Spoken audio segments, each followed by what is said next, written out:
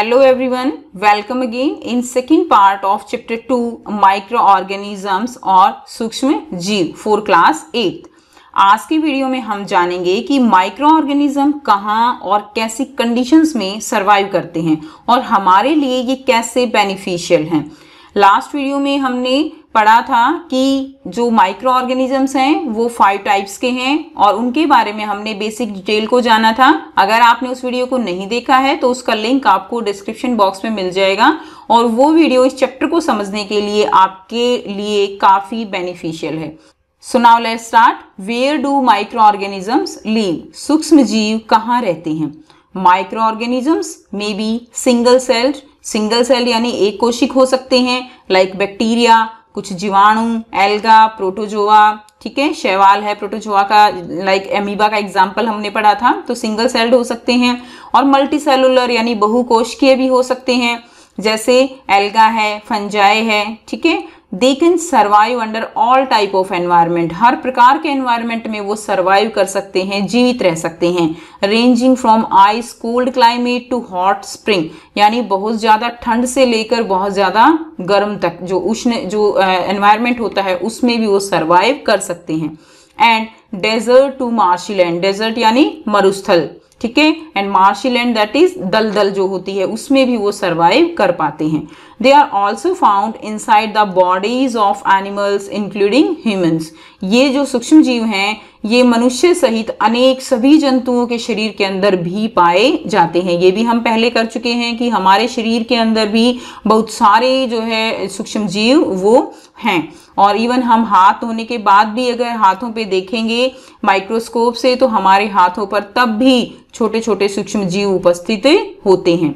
Some microorganisms grow on other microorganisms while others exist freely. जो कुछ सूक्ष्म जीव हैं ये दूसरे जो सजीव हैं उन पर आश्रित होते हैं, लेकिन कुछ जो है स्वतंत्र रूप में भी पाए जाते हैं। Micro organisms like amoeba can live alone. जो अमीबा है माइक्रो ऑर्गेनिज्म वो जो है अकेला रह सकता है, लेकिन फंजाई एंड बैक्टीरिया में लिव इन कॉलोनीज। लेकिन जो फंजाई बैक्टीरिया के कुछ ऐसे एग्जाम्पल हैं जो कि समूह में रहते हैं। Next is microorganism and us, यानी सूक्ष्म जीव और हम। Microorganisms play an important role in our lives. Some of them are beneficial in many ways, whereas some other are harmful and cause diseases. Let's study about them in detail. So, सूक्ष्म जीव हमारे जीवन में बहुत ही ज़्यादा important role play करते हैं। उनमें से कुछ हमारे लिए लाभदायक हैं तो कुछ हमारे लिए क्या हैं, हानिकारक भी हैं। Now, first we will study about the friendly microorganisms, जो हमारे लिए बेनिफिशियल हैं यानी हमारे मित्र हैं, उनके बारे में हम पढ़ेंगे। Microorganisms are used for various purposes. They are used in the preparation of curd, bread and cake. Curd है, ब्रेड है, केक है, इन सबको जो है बनाने में, प्रिपेयर करने में सूक्ष्म जीव जो है वो उपयोग में लाए जाते हैं। They are also use in cleaning up of the environment, ठीक है, पर्यावरण को साफ रखने में भी जो भी गली सड़ी चीजें हैं, जो जीव जंतु मर जाते हैं उन सब का डिकम्पोजिशन यानी अपघटन में भी ये जो सूक्ष्म जीव हैं वो बहुत ही ज्यादा बेनिफिशियल हैं। For example the organic waste, vegetable peels, remains of animals, faeces etcetera are broken down into harmless and usable substances by bacteria. Recall that bacteria are also used in the preparation of medicines. Medicines जो बनती हैं दवाइयाँ उनको बनाने में भी जो bacteria है उन्हीं का उपयोग किया जाता है। In agriculture also they are used to increase the soil fertility by fixing nitrogen. ये भी आपको पता है कि जो राइजोबियम बैक्टीरिया है इस तरह के जो नाइट्रोजन एयर से वो फिक्स करते हैं सॉइल में और उससे जो सॉइल की फर्टिलिटी है वो इंक्रीज होती है, जिस जो आप कह सकते हो नाइट्रोजन स्थिरीकरण होता है राइजोबियम बैक्टीरिया जीवाणुओं की हेल्प से, तो वो भी काफी हमारे लिए क्या है, हेल्पफुल है। तो इसके बारे में और हम देख लेते हैं। Microorganisms have been used for the production of alcohol since ages. यानी जो सूक्ष्म जीव हैं उनका उपयोग अल्कोहल बनाने में भी किया जाता है। जो अल्कोहल है उसको बनाने में सूक्ष्म जीवों का उपयोग किया जाता है। Next, making of curd and bread. So you have learnt in class 7 that milk is turned into curd by bacteria. ये भी आपको पता है कि जो जीवाणु हैं वो दूध को दही में परिवर्तित करते हैं। ये हम डेली लाइफ में जो है इस तरह के एग्जाम्पल्स देखते हैं। I saw that my mother added a little curd to warm milk to set curd for the next day. I wonder why. तो इसमें क्या है कि हम देखते हैं घर में कि माँ जो है वो क्या करती हैं, वो गुनगुना दूध जो होता है उसमें शाम को थोड़ा सा दही मिलाते हुए हम मोस्टली देखते हैं, और सुबह तक क्या होता है कि उसमें दही जम जाती है। तो आप पहेली को जो है ये सोचकर ही बड़ा आश्चर्य हो रहा है कि ऐसा हुआ कैसे और क्यों ऐसा कर रहे हैं। So curd contains several microorganisms. जो कर्ड है, दही है, उसमें ऑलरेडी बहुत सारे जो है क्या हैं, माइक्रो ऑर्गेनिजम्स हैं। Of these the bacterium lactobacillus, ये इंपॉर्टेंट पॉइंट है आपके लिए कि जो लैक्टोबैसिलस बैक्टीरिया है, जीवाणु है, वो है जो मिल्क है उसको कर्ड में कन्वर्ट करता है। So lactobacillus promote the formation of curd. So lactobacillus नामक जीवाणु है जो दूध को दही में बदल देता है। It multiply in milk and convert it into the curd. ये दूध में क्या होता है, मल्टीप्लाई होता है, जनन करता है। ठीक है, थोड़ा सा जो दही डालते हैं उसी में इतने सारे बैक्टीरिया होते हैं कि सुबह तक वो बार बार मल्टीप्लाई करके और पूरी दही जो है वो बन जाती है दूध की। ठीक है, तो उसमें कौन से बैक्टीरिया हैं, lactobacillus bacteria. Bacteria are also involved in the making of cheese यानी पनीर। ठीक है, एंड पिकल्स जो अचार बनता है, and other many food items, उनके जो और भी अनेक खाद्य पदार्थ है उनके उत्पादन में ये सहायक है। एन इम्पोर्टेंट इंग्रेडिएंट ऑफ रवा, इडली एंड बटूरास इज कर्ड। तो इनमें भी क्या डाला जाता है, कर्ड डाला जाता है। एक बड़ा ही इंपॉर्टेंट जो आप कह सकते हो कंपोनेंट है इन चीजों को बनाने के लिए। कैन यू गेस वाई, क्या आप बता सकते हो ऐसा क्यों है। So take half kilogram flour यानी आटा और मैदा आपको लेना है जो है बर्तन में, and add some sugar and mix with warm water. Sugar add करनी है और इसको वार्म वाटर से मिक्स कर लेना है। Add a small amount of yeast powder. ठीक है, उसमें क्या डालना है, स्मॉल अमाउंट यीस्ट पाउडर डालना है। And need to make a soft dough, और उसको जो अच्छे से गूंथ लेना है। What do you observe after 2 hours, ये जो है 2 घंटे बाद अगर आप देखोगे तो उसमें ऑब्जर्व आपको करना है क्या हुआ।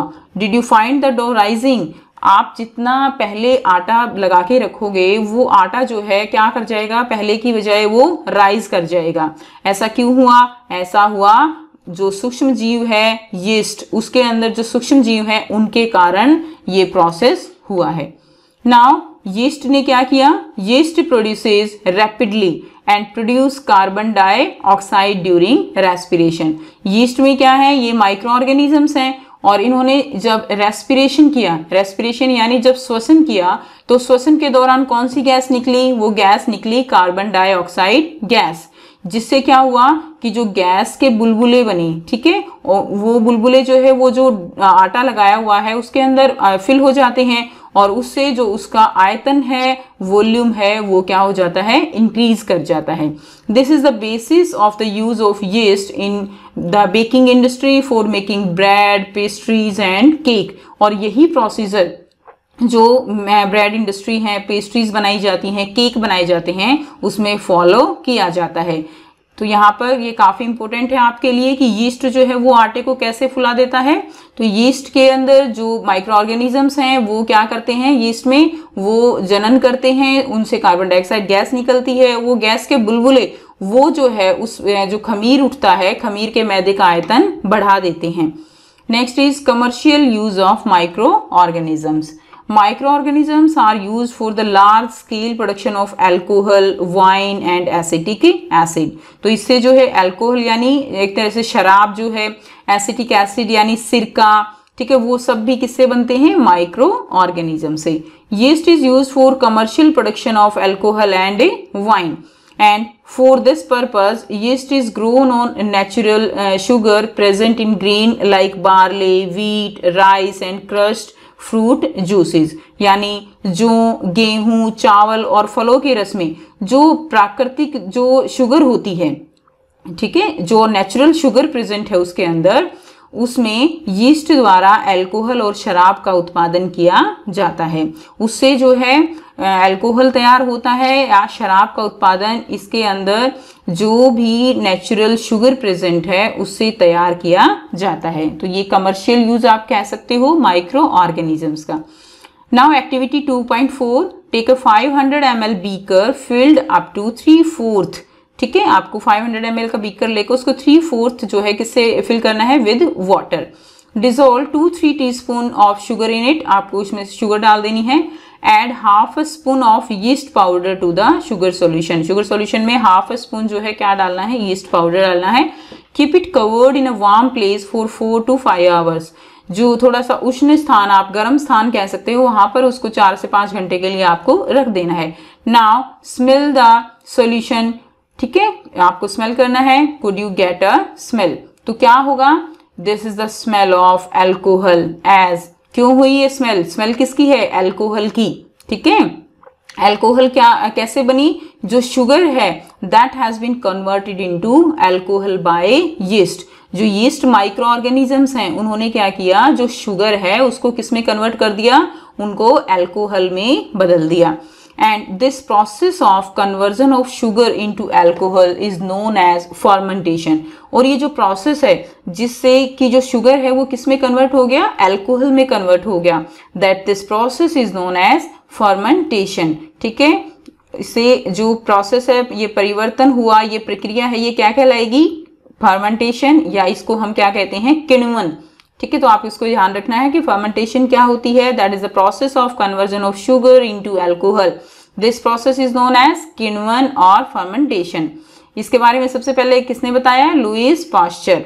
Lewis Pasteur who is known as father of microbiology, उन्होंने डिस्कवर किया फर्मेंटेशन के बारे में इन 1857 में। ठीक है, इन्होंने बहुत तरह की वैक्सीन बताई थी, जो अलग अलग हमारी बीमारियां हैं उनके लिए इन्होंने काफी तरह की वैक्सीन्स के डिस्कवर की थी, जिसके लिए इनको फादर ऑफ माइक्रोबायोलॉजी कहा जाता है। Now medicinal use of micro organisms, medicinal use कैसे हैं, आपको पता है कि जब हम बीमार होते हैं तो क्या लेते हैं, हम लेते हैं दवाइयाँ, और वो दवाइयाँ जो हम लेते हैं वो भी किसकी देन है, वो भी इन माइक्रो ऑर्गेनिजम्स यानी सूक्ष्म जीवों की ही देन है। Whenever you fall ill, the doctor may give you some antibiotic tablet। ठीक है, एंटीबायोटिक हमें डॉक्टर देते हैं, कैप्सूल्स देते हैं और injection such as of penicillin. तो हमें जो डॉक्टर देते हैं वो जो कैप्सूल्स हैं, दवाइयाँ हैं, वो सब हमें दी जाती हैं। Now the source of these medicines is micro organisms, जो भी सोर्स है इन मेडिसिन्स का वो क्या है, माइक्रो ऑर्गेनिजम्स। ये जो मेडिसिन्स हैं, दीज मेडिसिन्स किल और stop the growth of the disease causing micro organisms. देखिए यहाँ पर जो हमें डिजीज होती हैं, लास्ट वीडियो में भी हमने ये बात पढ़ी थी कि जो माइक्रो ऑर्गेनिजम्स हैं उनसे बहुत तरह की बीमारियां फैलती हैं, और जो ये बीमारियां हैं, जो माइक्रो ऑर्गेनिजम्स जो फैला रहे हैं, उनकी ग्रोथ को अगर रोक दिया जाए, स्टॉप कर दिया जाए, तो वो क्या है कि हम फिर ठीक हो पाते हैं। तो उनकी ग्रोथ को रोकने, किल करने का जो काम है वो भी कौन कर रहा है, वो भी माइक्रो ऑर्गेनिजम्स ही कर रहे हैं, लेकिन किस फॉर्म में, मेडिसिन्स की फॉर्म में। और जो वो मेडिसिन्स हैं, ठीक है, जो वो माइक्रो ऑर्गेनिजम्स हैं हमारे बॉडी में, जो मेडिसिन्स की फॉर्म में अंदर जा रहे हैं, उनको हम क्या बोलते हैं, दे आर कॉल्ड एंटीबायोटिक्स। ठीक है, उनको बोलेंगे हम एंटीबायोटिक्स, यानी उनको हम क्या कहेंगे, प्रतिजैविक अथवा antibiotic. These days a number of antibiotics are being produced from bacteria and fungi। So आजकल जीवाणु और कवक से अनेक जो प्रतिजैविक एंटीबायोटिक और जो मेडिसिन हैं उनका उत्पादन हो रहा है। उसमें कुछ एग्जाम्पल हैं, स्ट्रेप्टोमाइसिन है, tetracycline, erythromycin. These are the commonly known antibiotic, ठीक है, which are made from fungi and bacteria, जो कि जीवाणुओं और कवक से बनती हैं। The antibiotics are manufactured by growing specific microorganisms and are used to cure a variety of diseases। जो सूक्ष्म जीवों का संवर्धन करके, यानी आप कह सकते हो माइक्रो ऑर्गेनिजम्स की ग्रोथ करके, इन प्रतिजैविक जो एंटीबायोटिक्स हैं उनको उत्पादन किया जाता है, और उनसे अनेक रोग जो है वो ठीक करने में उनको यूज किया जाता है। Next, in 1929, Alexander Fleming was working on a culture of disease-causing bacteria। जो 1929 में अलेक्जेंडर फ्लेमिंग, जिन्होंने पेनिसिलिन प्रतिजैविक एंटीबायोटिक जो है उसकी डिस्कवरी की थी, तो वो जो है 1929 में कल्चर कर रहे थे, यानी एक एक्सपेरिमेंट कर रहे थे डिजीज कॉजिंग बैक्टीरिया पे, ठीक है।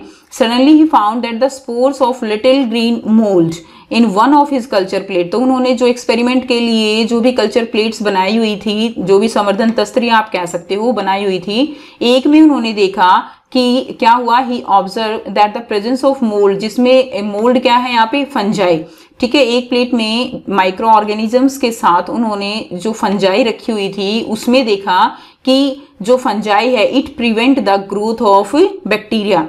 तो वो फंजाई जो बैक्टीरिया हैं उनकी ग्रोथ को होने नहीं दे रही है। In fact it also killed many of this bacteria, even उस जो फंजाई है उसने काफी बैक्टीरिया को किल भी कर दिया। From this the mould penicillin was prepared, और यहीं से जो फफूंद है उससे क्या बनाई गई, पेनिसिलिन जो प्रतिजैविक है एंटीबायोटिक है वो प्रिपेयर हुई थी। सो एंटीबायोटिक्स क्या है, antibiotics are even mixed with the feed of livestock and poultry to check microbial infection in animals. जो एंटीबायोटिक हैं वो पशु के जो आहार होता है, पशुओं का खाना होता है, कुक्कुट जो आहार है उसमें भी प्रतिजैविक मिलाए जाते हैं, जिसका उपयोग जो है पशुओं में सूक्ष्म जीवों का संचरण रोकना है। They are also use to control many plant diseases. इसके साथ साथ जो एंटीबायोटिक्स हैं उनका उपयोग कुछ पौधों के रोग नियंत्रण में भी किया जाता है। It is important to remember that antibiotic should be taken only on the advice of a qualified doctor. So जो भी ये एंटीबायोटिक दवाइयाँ हैं ये हमें अपने आप से नहीं लेनी चाहिए, पहले हमें इसको लेने से पहले हमें डॉक्टर की एडवाइस जो है वो जरूर ले लेनी चाहिए। Also you must finish the course prescribed by the doctor, और डॉक्टर जितने भी दिन की दवाइयाँ देते हैं वो कोर्स हमें पूरा करना चाहिए। जैसे अगर 3 डेज की है, 5 डेज की है, क्योंकि जो ये एंटीबायोटिक है इनका जो है एक प्रक्रम होता है, प्रोसेस होता है माइक्रो ऑर्गेनिजम्स के ऊपर वर्क करने का, जिससे कि माइक्रो ऑर्गेनिज्म की जो लाइफ साइकिल है उसको ये एंटीबायोटिक ब्रेक कर सकें। तो इसीलिए ये एंटीबायोटिक जितने दिन की दी जाती है उतने दिन हमें उसको लेना चाहिए। If you take antibiotic when not needed और in wrong doses it may make the drug less effective when you might need it in future. यानी अगर आप अपनी मर्जी से लेते हो, गलत डोज ले लेते हो या जरूरत ही नहीं है तब भी उसको ले लेते हैं हम बिना नॉलेज के, तो फ्यूचर में इसका इफेक्ट जो है वो हमारी बॉडी पे कम हो सकता है। Also antibiotic taken unnecessarily may kill the beneficial bacteria in the body. और साथ साथ एंटीबायोटिक क्या कर सकती हैं, जो हमारी बॉडी में बेनिफिशियल बैक्टीरिया हैं जिनकी हमारी बॉडी को जरूरत है वो भी इससे किल हो सकते हैं।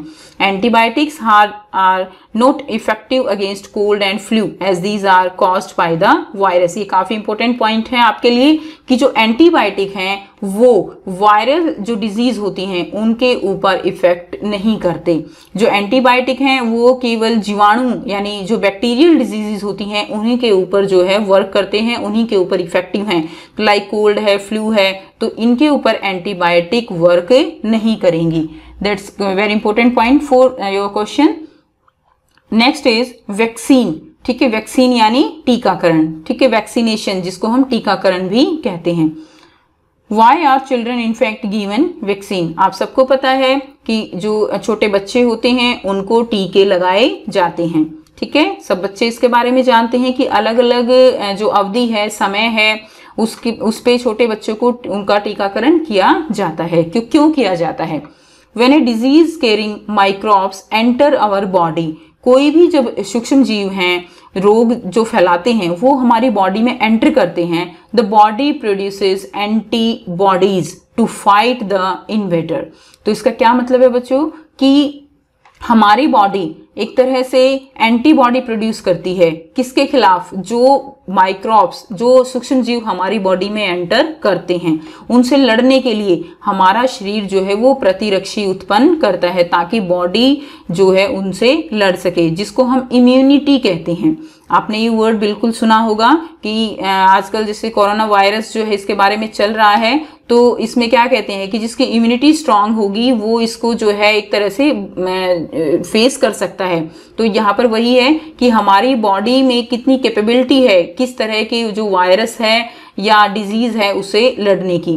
तो जो भी माइक्रोब्स हमारी बॉडी में एंटर होते हैं उसके बाद हमारा शरीर उनसे लड़ने के लिए क्या करता है, प्रतिरक्षी यानी एंटीबॉडीज जो है वो प्रिपेयर करता है। The body also remember how to fight the microbes if it enter again, यानी बॉडी जो है हमारी पहले ही एक तरह से उसको रिमेंबर कर लेती है कि किस तरह के माइक्रोब्स हैं जो हमारी बॉडी में एंटर किए हैं और उनसे जो है किस प्रकार से लड़ा जाएगा उसको भी हमारी बॉडी रिमेंबर कर लेती है। सो if dead or weakened microbes are introduced into a healthy body, the body fight and kill them by producing suitable antibodies। यानी सूक्ष्म जीव अगर हमारे शरीर में पुनः प्रवेश करते हैं, दोबारा प्रवेश करते हैं, तो उनसे किस प्रकार लड़ा जाए, और यदि मृत अथवा निष्क्रिय सूक्ष्म जीवों को स्वस्थ व्यक्ति के शरीर में प्रविष्ट कराया जाए तो शरीर की कोशिकाएं उसी के अनुसार लड़ने के लिए प्रतिरक्षी उत्पन्न करके रोग कारक को नष्ट कर देती हैं। इसका क्या मतलब है? इट मीन्स कि अगर एक हेल्दी पर्सन है उसकी बॉडी में अगर कुछ अमाउंट में वीकन डेड और वीकन माइक्रोब्स, ठीक है, जो बहुत कमजोर हैं, जो एक तरह से हम कह सकते हैं कि बहुत कम स्ट्रेन के हैं, ठीक है, वीक स्ट्रेन है, उस तरह के जो सूक्ष्म जीव है अगर बॉडी में एंटर कराए जाएं तो बॉडी उनको रिमेंबर करके उसके अकॉर्डिंग ही इम्यूनिटी प्रोड्यूस कर लेती है। और यही एक मेन जो है आप कह सकते हो लॉजिक है टीकाकरण का, वैक्सीनेशन का। The antibodies remains in the body and we are protected from the disease causing microbes, और हम उससे जो है क्या है बच जाते हैं। This is how a vaccine work. Several diseases including cholera यानी हैजा, टीबी, क्षय रोग, ठीक है, स्मॉल पॉक्स यानी चेचक एंड हेपेटाइटिस, इस तरह की बीमारियां ये जो है प्रिवेंट की जा सकती हैं बाय वैक्सीनेशन। तो आप सब बच्चों को पता है कि टीबी के, स्मॉल पॉक्स है, हेपेटाइटिस है, इन सब के जो है वैक्सीनेशन की जाती है बच्चों को। अब अगर हम समझें तो इस वैक्सीनेशन का मतलब क्या है, फिर से हम देख सकते हैं कि वैक्सीनेशन में क्या किया जाता है कि जो वीक माइक्रोब्स हैं, सूक्ष्म जीव हैं, उनको हेल्दी बॉडी के अंदर इंजेक्ट कर दिया जाता है। इसकी भी एक पर्टिकुलर अमाउंट फिक्स होती है और उससे हमारी बॉडी तैयार हो जाती है उस बीमारी से लड़ने के लिए। Now Edward Jenner discover the vaccine for smallpox in 1798। Edward Jenner ने जो है चेचक का टीका, ठीक है, स्मॉल पॉक्स क्या है, चेचक, उसके टीके की खोज की थी 1798 में। In your childhood, you must have been given injection to protect yourself against several diseases। ठीक है, तो बचपन में हमें टीके लगते हैं अनेक रोगों से रक्षा के लिए, ठीक। And can you prepare a list of this disease, तो आप इसकी एक लिस्ट तैयार कर सकते हो।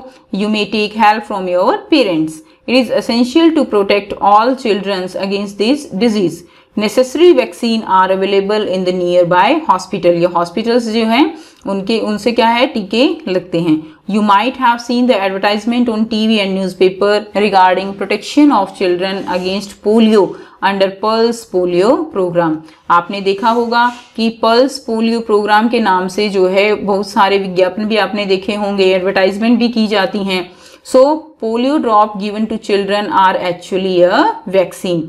जो पोलियो ड्रॉप, आपको पता है कि जो पोलियो ड्रॉप्स हैं वो बच्चों को पिलाई जाती हैं, तो ये क्या है, ये वैक्सीनेशन है। अब ऐसा तो नहीं है कि जिन बच्चों को पोलियो ड्रॉप पिलाई जाती है उन बच्चों को पोलियो है, वो तो हेल्दी बच्चे हैं, लेकिन उनको फिर भी ड्रॉप क्यों दी जाती है, ताकि उनकी बॉडी में एंटीबॉडीज, पोलियो की जो एंटीबॉडीज हैं वो क्रिएट हो सकें, ताकि कल को अगर पोलियो होता है तो उनकी जो बॉडी है वो उनसे लड़ने के लिए पहले ही रेडी हो। इसलिए पोलियो ड्रॉप्स जो है वो वैक्सीनेशन की फॉर्म में दी जाती है। A worldwide campaign against smallpox has finally led to its reduction from most part of the world. So इस वैक्सीनेशन के कारण ही इस विश्वव्यापी अभियान जो चलाया गया, इसके परिणाम स्वरूप ही क्या हुआ कि विश्व के अधिकांश भागों से जो पोलियो है उसका उन्मूलन हो गया, यानी वो एक तरह से जो है खत्म हो गया। साथ ही साथ स्मॉल पॉक्स भी इसके थ्रू जो है, इस वैक्सीनेशन के थ्रू ही काफी जगह से उसका उन्मूलन कर दिया गया। These days vaccines are made on a large scale from microorganisms to protect humans and other animals from several disease। आजकल सूक्ष्म जीवों से जो टीके का उत्पादन है वो बड़े स्तर पर किया जा रहा है, लार्ज स्केल, ठीक है, जिससे जो ह्यूमंस में है या अदर एनिमल्स हैं उनके अंदर जो डिजीज होती हैं उनसे उनको बचाया जा सके। Next is increasing soil fertility, यानी मिट्टी के अंदर की जो उर्वरता है उसमें वृद्धि। ये कैसे होता है, हमने फर्स्ट चैप्टर में भी पढ़ा था कि कुछ बैक्टीरिया हैं and some blue green alga, ठीक है, कुछ जीवाणु या नीले हरे शैवाल हम इनको कह सकते हैं, blue green alga are able to fix nitrogen from the atmosphere to enrich soil with nitrogen and increase its fertility. बच्चों आप सबको पता है कि जो प्लांट्स हैं वो एयर में जो नाइट्रोजन प्रेजेंट है, ठीक है, वैसे तो एयर में 78% नाइट्रोजन प्रेजेंट है, लेकिन जो प्लांट्स हैं वो उसको डायरेक्ट गेन नहीं कर सकते। गेन क्यों करनी है, क्योंकि नाइट्रोजन जो है काफी बेनिफिशियल है for plants for their growth, उनको ग्रोथ के लिए नाइट्रोजन चाहिए, it's a very important nutrients for the plants. लेकिन डायरेक्ट ले नहीं सकते, इसलिए कुछ बैक्टीरिया हैं और कुछ नीले हरे शैवाल हैं जो कि नाइट्रोजन को सॉइल के अंदर क्या करते हैं, उसका स्थिरीकरण करते हैं जिससे प्लांट्स उसको एब्सॉर्ब कर सकें। These microbes are commonly called biological nitrogen fixer। तो इनको क्या कहते हैं हम, इनको कहते हैं जैविक नाइट्रोजन स्थिरीकारक, हम इनको कहते हैं, जो कि नाइट्रोजन को एक तरह से स्थिर करते हैं, किसमें, सॉइल में। डायग्राम आप देख सकते हो, that nitrogen fixing blue green alga. Next, cleaning the environment. अब पर्यावरण का शुद्धिकरण करने में कैसे हेल्पफुल हैं, ये भी काफी इंपॉर्टेंट है हमारे लिए। सोचो अगर ये बैक्टीरिया ना हो, ये जीवाणु ही ना हो, तो चारों तरफ जो है कूड़े का ढेर लग जाएगा, इतना ढेर कि जिसको संभालना ही मुश्किल होगा। तो आप सोच सकते हो कि ये जो बैक्टीरिया हैं, जीवाणु हैं, ये हमारे लिए कितने बेनिफिशियल हैं।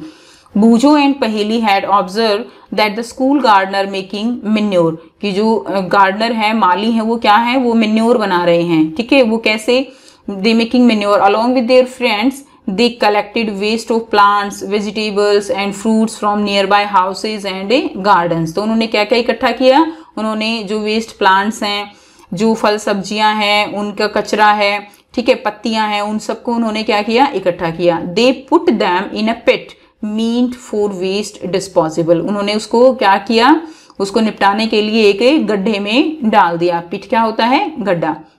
After some time it decompose, ठीक है, क्या हो गया, ये डिकम्पोज हो गया, यानी विघटित हो गया, एंड गॉट कन्वर्टेड इनटू मिन्योर, और खाद में परिवर्तित हो गया। ये हम जनरली बिल्कुल देखते हैं कि जो भी इस तरह की वेस्ट हैं वो क्या हो जाती हैं, वो विघटित हो जाती हैं, उनको हम जैव निम्नकरणीय यानी बायोडिग्रेडेबल वेस्ट भी बोलते हैं। बायोडिग्रेडेबल, जो माइक्रो ऑर्गेनिज्म से जो है डिकम्पोज हो जाते हैं।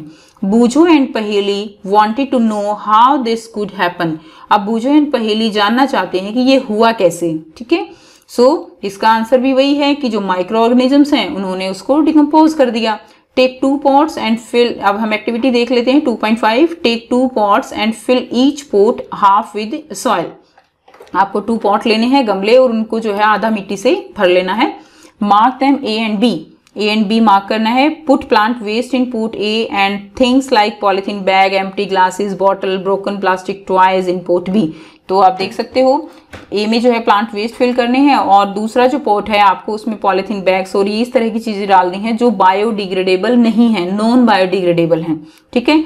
Put the pots aside, observe them after 3-4 week, 3 से 4 सप्ताह बाद आपको उसकी जो है ऑब्जर्वेशन करनी है।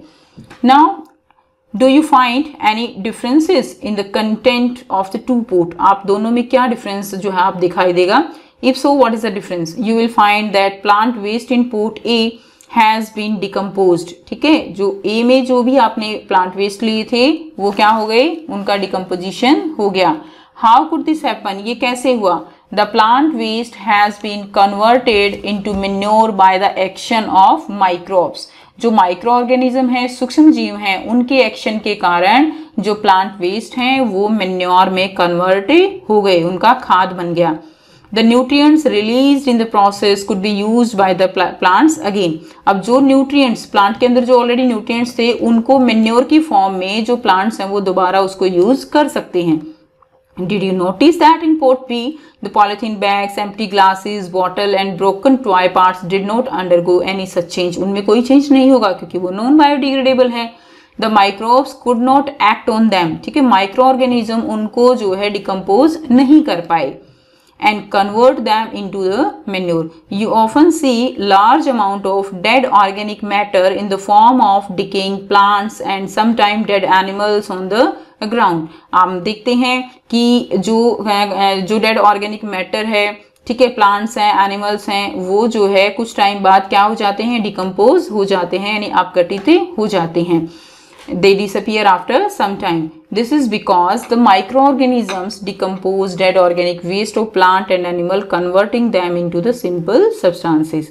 यानी जो भी डेड ऑर्गेनिजम्स हैं, प्लांट्स हैं जो मर गए हैं, उनको जो माइक्रो ऑर्गेनिजम्स हैं उन्होंने उसको डिकम्पोज कर दिया, अपघटित कर दिया और सिंपल सब्सटेंसेस में कन्वर्ट कर दिया. These substances are again used by other plants. उनका मेन्योर बन गया, वापिस सॉइल में चले गए और वापिस प्लांट्स उनको यूज कर सकते हैं.